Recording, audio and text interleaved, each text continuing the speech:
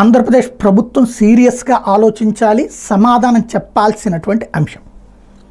మన ఆధార్ డేటా బయటికి వెళ్ళడానికి వీల్లేదు, మనకి సంబంధించినటువంటి పర్సనల్ డేటా బయటికి వెళ్ళడానికి వీల్లేదు. ఇది వాలంటీర్ల ద్వారా ప్రభుత్వం దగ్గర ఉండొచ్చు, కానీ అవి బయటికి వెళ్ళడం అంటే అత్యంత ప్రమాదకరం.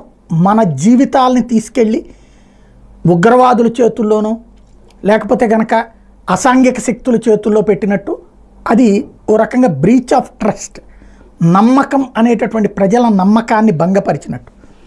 ఇది యాక్చువల్గా వ్యక్తుల యొక్క సంఘర్షణ ఫలితంగా వచ్చినటువంటి ఒక ట్వీటే ఇప్పుడు ఆందోళన కలిగించేటటువంటి పరిణామం.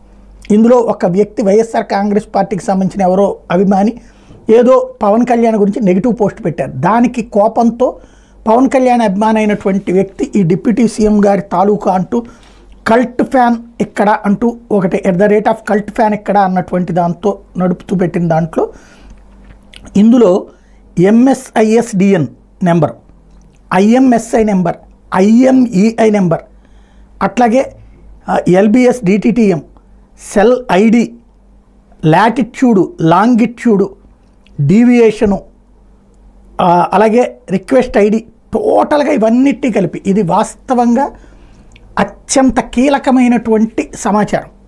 ఇలాంటివి అసలు బయట పబ్లిక్కి పొరపాటును కూడా చేరకూడదు. ఇప్పుడు సోన్సో సెంటర్లో సోన్సో వాడి ఇంటి ఎదురుగుండా సోన్సో వాడి ఏరియాలో ఉంటాడు అనేది చెప్పడం వేరు. బట్ ఈ డీటెయిల్స్ IMEI నెంబర్ అంటే మన ఫోన్కి సంబంధించినటువంటి కోడ్, అది అవి కూడా బయటకు వచ్చినాయి అంటే ఇది ఖచ్చితంగా ప్రమాదకరమైనటువంటి అంశం. ఏం జరుగుతోంది అన్నది అసలు దీని మీదన ఆలోచించి బాధ్యతగా సమాధానం చెప్పాల్సినటువంటి అవసరం అయితే పోలీస్ శాఖకు ఉంది.